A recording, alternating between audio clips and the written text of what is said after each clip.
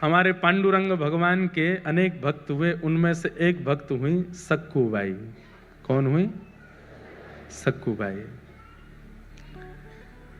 तो सक्कूबाई की कथा मैंने सुनाई है पहले भी, पर मैंने एक ग्रंथ में कुछ अलग भी पढ़ा पंढरपुर में ही। आज स्मृति में आया तो सुना देता हूं आपको, ध्यान से सुनिएगा। सक्कूबाई एक वैष्णव कुल में जन्म हुआ। सक्कूबाई का परिवार, माता पिता भाई बंधु सब भक्त थे। सक्कूबाई का बाल्यकाल और विवाह से पूर्व का जीवन इतना अच्छा था क्योंकि सब भक्त थे। लेकिन विवाह के बाद कन्या कैसे कुल में जाएगी इसका कोई प्रमाण नहीं दे सकता। सक्कूबाई का विवाह किया गया, लेकिन परिवार ऐसा मिला विपरीत, और विपरीत ही नहीं, विपरीत की पराकाष्ठा। कई घर ऐसे होते हैं जहां सास ससुर अनुकूल नहीं है, लेकिन पति अनुकूल है तो भी निर्वहन किया जा सकता है। पति अनुकूल नहीं है लेकिन सास ससुर अच्छे तो भी निर्वहन हो जाता है। बहुत सौभाग्यशाली मानिए कि सब अनुकूल हैं, माता पिता सास ससुर पति बच्चे सब अनुकूल हैं, तो बहुत बड़ी कृपा है ठाकुर जी की, नहीं तो कोई ना कोई प्रतिकूल ही रहता है। तो सक्कूबाई का तो ऐसा जीवन, ससुर जी भी प्रतिकूल, सासू मां भी प्रतिकूल, देवर ननद भी प्रतिकूल, और अंत तो गत्वा पति भी प्रतिकूल। कोई भी उनका था नहीं। सावधानी से सुनिएगा, प्रतिकूल थे सब।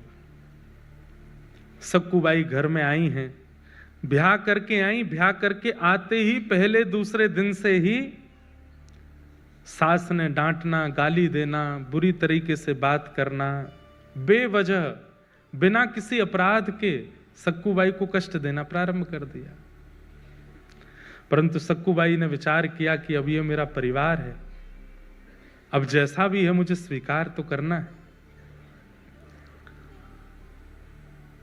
सक्कूबाई निर्वहन कर रही थी वहां पर।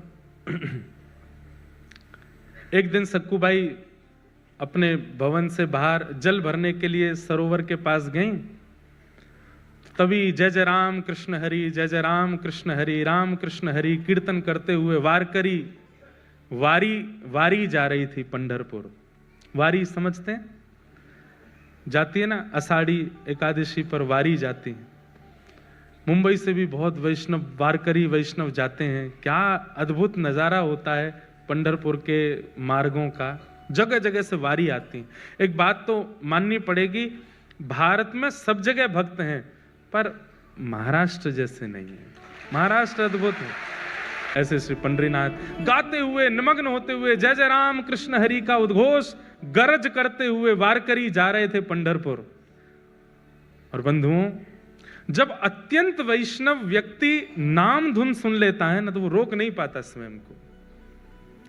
जैसे व्यसनी व्यक्ति को व्यसन की वस्तु दिख जाए तो उसकी जीभ में पानी आता, वो भागता है उस व्यसन वस्तु की ओर।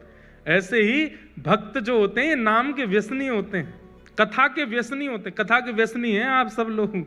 आज मुझे बता रहे, बोले महाराज जी योगी सभागृह की गिरिराज जी जैसी परिक्रमा लग रही है, यों लाइन ऐसे लाइन, इतनी लंबी लाइन, उधर से लाइन। मेरे को लाके वीडियो दिखाया, मैं खुद मैंने कि यार ऐसी वाली फीलिंग आ जाती कि हम कुछ हैं क्या। इतने लोग, लेकिन भगवान करे ये भाव कभी आवे ही नहीं, और आप ऐसे ही लंबी लंबी लाइन लगा के आते रहो, कथा सुनते रहो, जहां जगह मिले बैठ जाओ, बस सुनो। तो क्या बता रहा था मैं? तो व्यसनी होते हैं वैष्णव, कथा सुनने के व्यसनी होते हैं, नाम सुनने के व्यसनी होते हैं।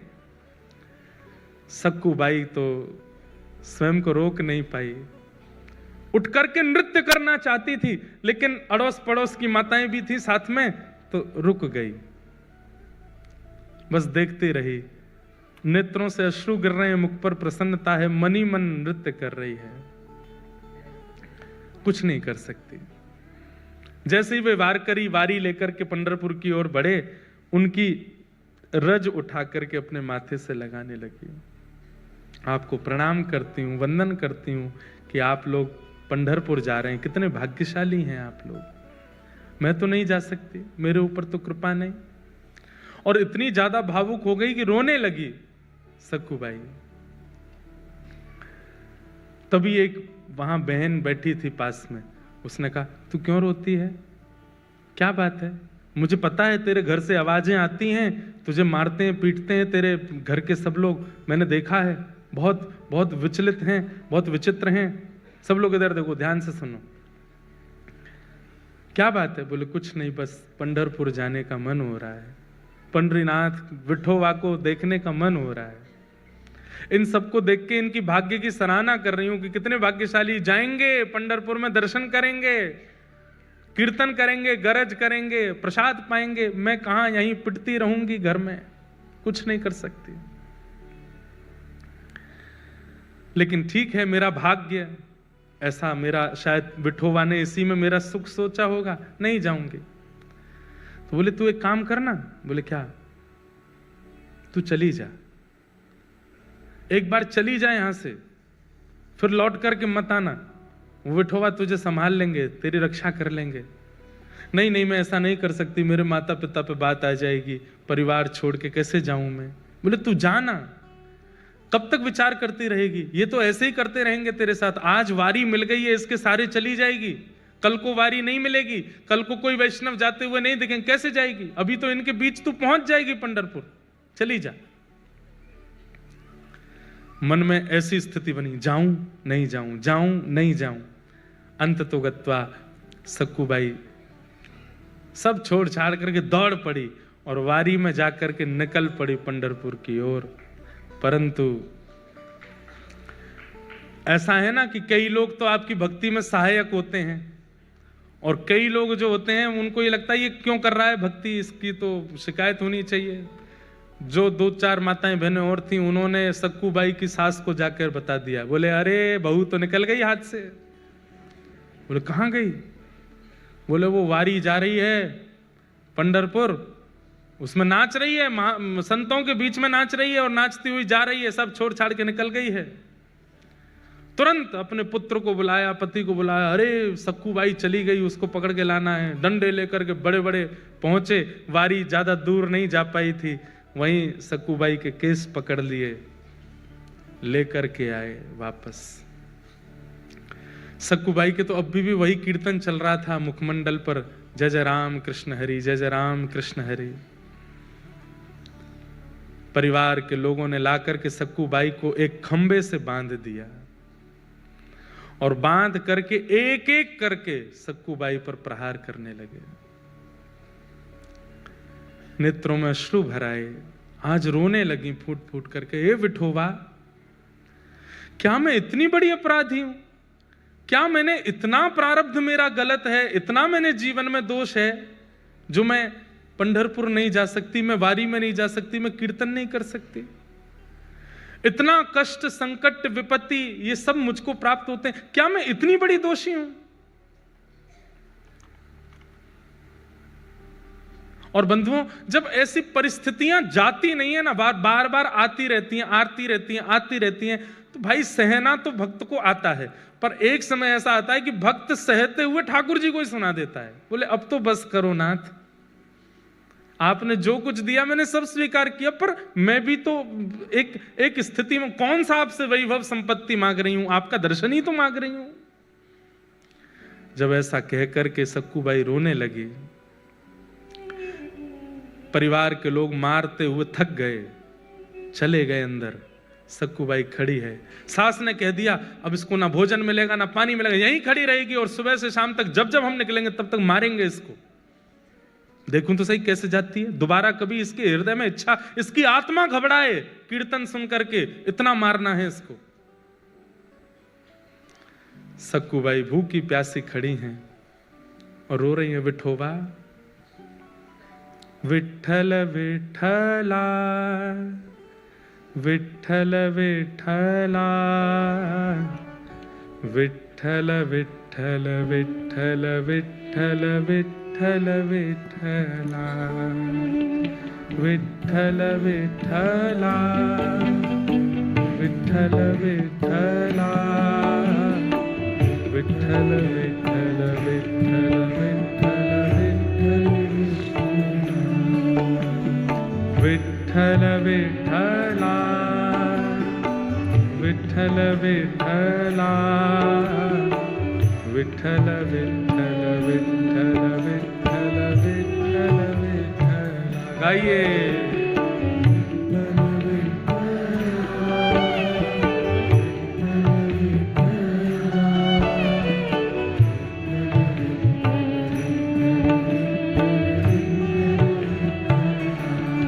सक्कूबाई गा रही है और इतने में ही एक गांव की ही जो जैसे नवारी साड़ी पहनते हैं ना यहाँ महाराष्ट्र में, लांग लगा करके माताएं ऐसे तैयार होती हैं, गजरा वजरा पहन करके, बिल्कुल ऐसी नवारी साड़ी पहन करके सांवली सी एक सखी, स्वयं पंडरीनाथ भगवान एक सखी बन करके आए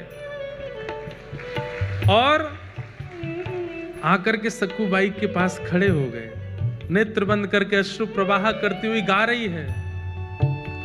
तभी आकर के जैसे ही पंडरीनाथ भगवान ने स्पर्श किया, एक सखी के रूप में आए थे, नेत्र खुले, नेत्र खोल करके देखा, अरे क्यों रोती है, क्या बात है? पंढरपुर जाना है, पंडरीनाथ को देखना है, बस वही इच्छा है। तुरंत रस्सी खोलने लगे ठाकुर जी, बोले मत करो, मेरी सास बहुत मारेगी। बोले तू चिंता मत कर, सुन यहां से पंढरपुर जाने में 1 रात का समय लगेगा, तू चली जा, जाकर के दर्शन कर और दर्शन करके कल रात्रि तक वापस आ जाना, तब तक मैं तेरी जगह खड़ी हो जाती हूं, तू मुझे बांध जा यहां पर, मैं यहां खड़ी रहूंगी। अरे तुम क्यों पीड़ा सहोगी, तुम्हारा तो कोई अपराध नहीं। बोले अपराध तो तेरा भी नहीं है, बदले में मुझे कुछ चाहिए, वो दे देगी। बोले क्या? पूरन पोली बना के खिला दियो मुझे। सक्कूबाई बोली वो तो तुम खुद भी बना सकती हो। नहीं, मैंने सुना तू बहुत अच्छा बनाती, तेरे हाथ का पाऊंगी।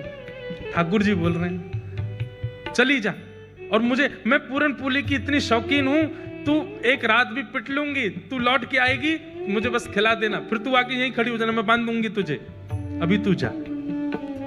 और आकर के रस्सी खोल दी, सक्कूबाई हट गई, ठाकुर जी खड़े हो गए, बोले सुन मुझे बांध के जा। सक्कूबाई बोली मैं नहीं कर सकती। बोले मैं कह रही हूं मुझे बांध के जा। सक्कूबाई ने ठाकुर जी को बांध दिया। ठाकुर जी खड़े हैं, पंडरीनाथ खड़े हैं, बोले तू जा, विठोबा का दर्शन करके आ। सक्कूबाई प्रणाम करके चली गई। यहां शांत संध्या का समय हुआ और सास ससुर पति सब निकल के आए। ठाकुर जी ने सक्कूबाई का ही रूप धारण कर लिया, जैसे सक्कूबाई के केश खुले थे, घाव थे, वैसे ही बन गए। आकर के फिर से मारना शुरू किया, ठाकुर जी पीड़ा सह रहे, मेरी सक्कू चली जाए, दर्शन करके आ जाए। बंधुओं हमें नहीं पता ठाकुर जी कब कहां क्या कर रहे हैं। आज भी मेरी परिस्थिति के लिए, आपकी परिस्थिति के लिए, हम सबकी परिस्थिति के लिए कहीं तो कुछ कर रहे हैं, वो हमें नहीं पता चलता है। कथा सुनना इतने भयंकर कलिकाल में, माया नगरी मुंबई में आसान है। यहां समय भी रोकता है, यहां परिस्थिति भी रोकती है, यहां के लोग भी रोकते हैं कथा सुनने से, फिर भी आप आ रहे हैं। ये विट्ठल कर रहे हैं तभी आप आ रहे हैं। आपको रोकने वाले, आपको टोकने वाले, आपकी परिस्थितियों को किसी भी प्रकार से करने वाले उन लोगों को लेट कर देते होंगे, उनको कैसे भी करके उनका फोन एंगेज जा रहा होगा, आपसे बात नहीं हो पा रही होगी, कुछ भी करके ठाकुर जी ऐसी परिस्थिति बनाते कि तू जा कथा सुन, ताकि तेरी भक्ति में और वर्धन हो जाए।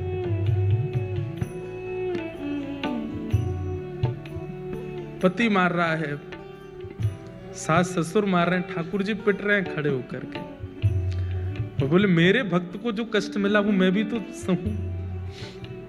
अनुब्रजाम में हम नित्यम पूये ये तन्य रेणु भी।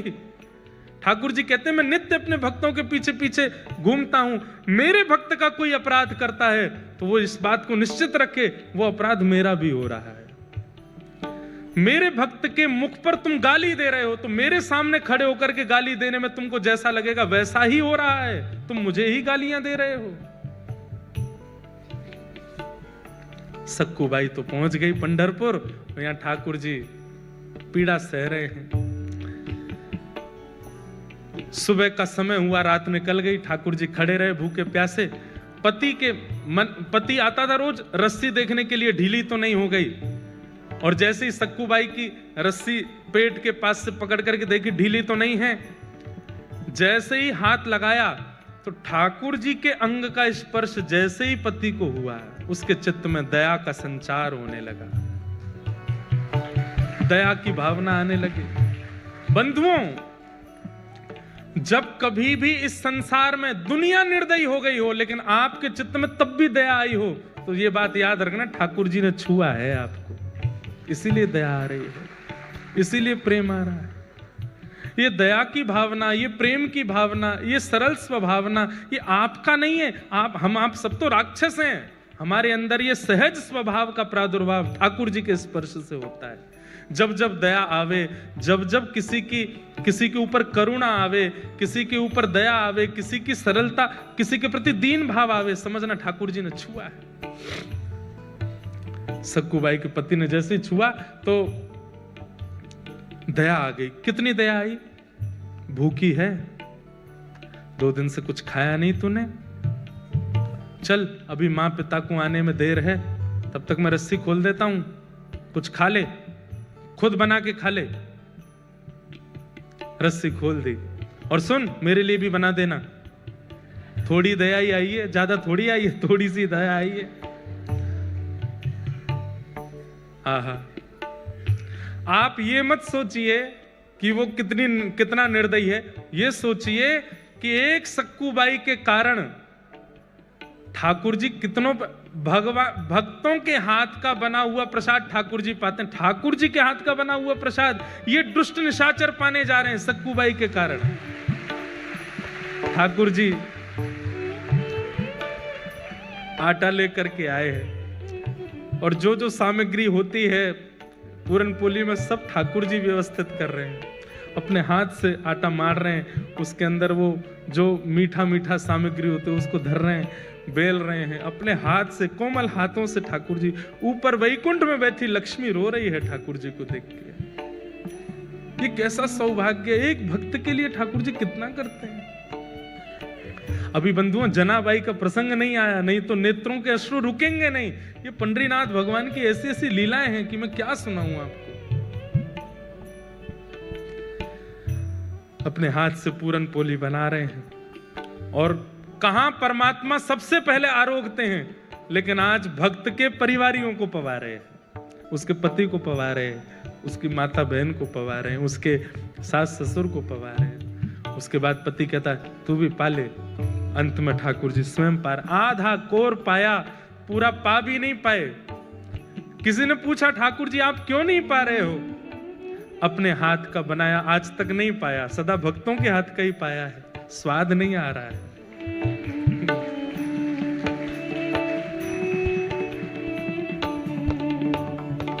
ओ पालन हारे निर्गुण और न्यारे, तुमरे बिन हमरा कौन। ओ पालन हारे निर्गुण और न्यारे, तुमरे बिन हमरा कौन।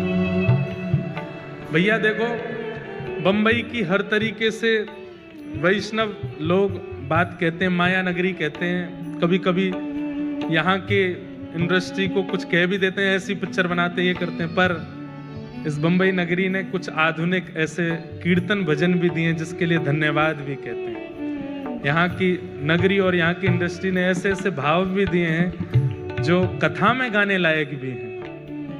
हमरी उलझन सुलझाओ भगवन, तुमरे बिन हमरा कौन नहीं।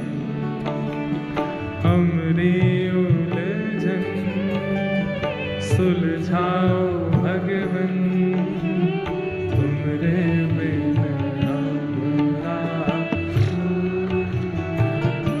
पूरन पोली पवादी ठाकुर जी ने स्वयं पाली। पति ने कहा चल आजा, दोबारा खड़ी हो। खड़े हो गए ठाकुर जी, फिर से बांध दिया, फिर से मारना शुरू किया। वहां सक्कूबाई पहुंची है पंढरपुर, और पंढरपुर पहुंचते ही जैसे विठोबा को देखा है, कमर पर हाथ रख के सुंदर ते ध्यान उभे विटेवरी, आहा ऐसा सुंदर जिनका ध्यान है, उनका प्रत्यक्ष दर्शन करके सक्कूबाई तो मंत्रमुग्ध हो गई। ठाकुर जी के चरणों को स्पर्श करके हृदय से लगा करके दर्शन करके इतनी आनंदित हो गई। अब जैसे ही बाहर निकलने लगी, सक्कूबाई तो भूल गई कि मेरा परिवार है, मेरा घर है, मेरा पति है, मेरी सास है, कौन, सब भूल गई। कुछ स्मृति नहीं थी, बस ये लग रहा है कि मैं दूर नहीं जा सकती, मैं आपसे दूर नहीं हो सकती नाथ।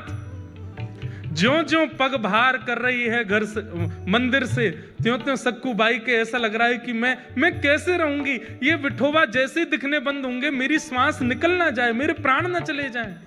और वही हुआ। जैसे ही सक्कूबाई मंदिर से बाहर आई,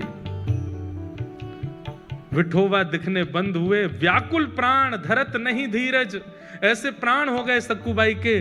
उसी समय एक क्षण में खड़ी खड़ी सक्कूबाई के प्राण निकल गए, ठाकुर जी में विलीन हो गए।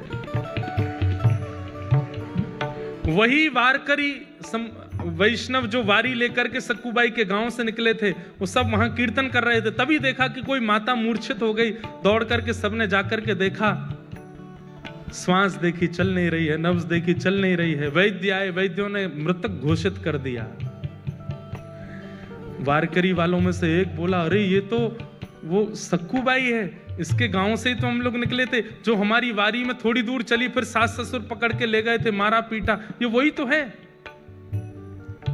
सब ने मंत्रणा की, बोले कितनी सौभाग्यशाली, ठाकुर जी को देखते देखते प्राण चले गए। अब इसका शव वापस इसके घर पहुंचाना नहीं है, यही संस्कार कर दो इसका।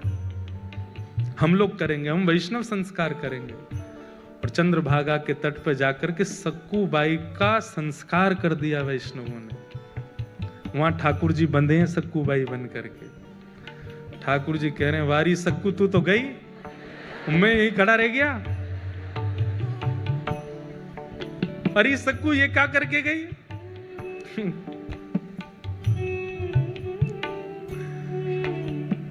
तब रुक्मणी जी को चिंता हुई कि सक्कू तो वैकुंठ पहुंच गई, ठाकुर जी मां सक्कू बने खड़े हैं।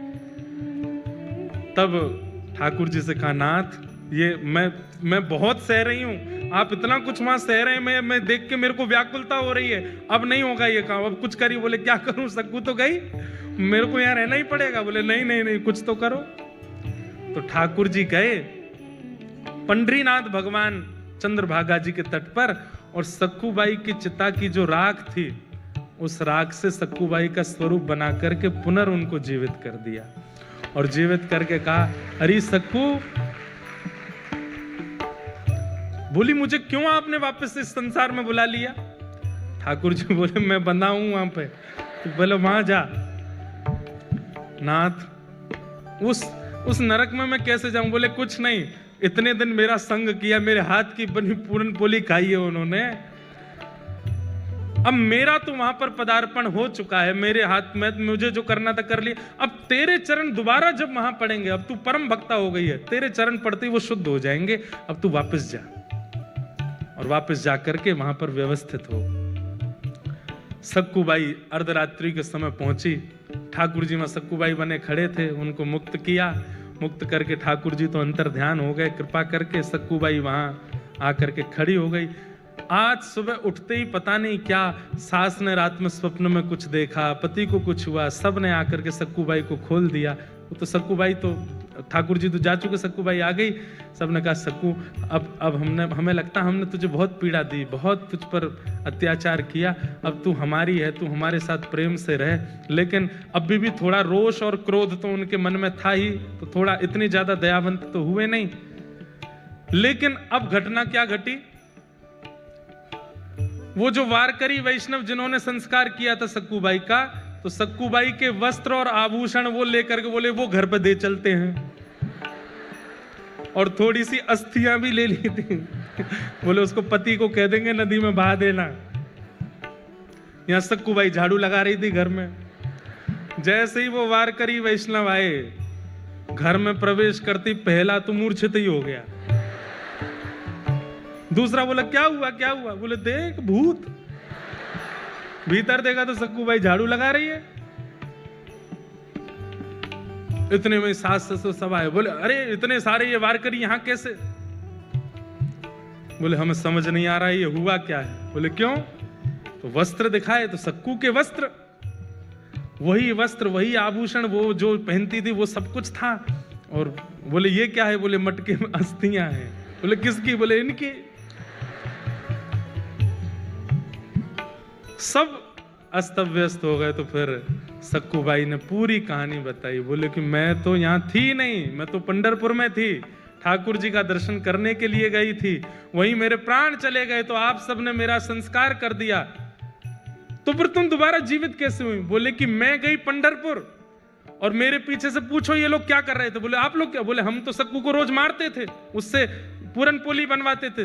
बोले सक्कू तो पंढरपुर में थी तो यहाँ किसको मार रहे थे? तब सक्कू बाई के नेत्र सजल हो गए। बोले पंडरीनाथ खड़े थे यहाँ पर, वही कर रहे थे सब। ये सुनते ही परिवार के लोग तो घुटनों पर बैठ गए, रोने लगे। बोले हमने ठाकुर जी को मारा, हमने ठाकुर जी से पूरन पोली बनवाई, हमने ठाकुर जी से सेवा करवाई। सब देख करके आश्चर्यचकित हो गए। बोले अब क्या करें? बोले बस अब सब छोड़ो, जिन्होंने हमारे लिए इतना कुछ किया अब उन्हीं के नगर में चलो। और सब छोड़ करके श्री सक्कू बाई अपने पूरे परिवार के सहित पंढरपुर चली गई और श्री पंडरीनाथ भगवान के चरणों में विराजमान होकर के अपना शेष जीवन वहीं व्यतीत कर दिया। तो ये जितने प्रश्न आपके आए हैं, विपरीत हैं, आदि हैं, इसमें एक बात आपने नोट की, आप उनमें भी दोष मत देखो। ये बात करने में बहुत कठिन है, पर अगर कर लोगे तभी तो सक्कू बन पाओगे, तभी तो प्रहलाद बन पाओगे, तभी तो ध्रुव बन पाओगे। नहीं कर पाओगे तो फिर आप रमेश हरेश जो भी हो वो रह जाओगे। ये करना पड़ेगा कि आपको उनमें दोष ना दिखे, आपको उनमें कमियां ना लगे। हाँ हाँ, ऐसी सक्कू बाई परिवार सहित ठाकुर जी की होगी। बंधुओं, एक वैष्णव जब एक परिवार में होता है, एक वैष्णव जब अपनी एक मित्र मंडली में होता है, एक वैष्णव जब एक परिस्थिति में होता है, उसका दायित्व बनता है कि वो औरों को भी वैष्णव बनावे। जिद करके नहीं, लड़ करके नहीं, बस अपनी प्रक्रिया और अपने व्यवहार से सबको वैष्णव बना दे।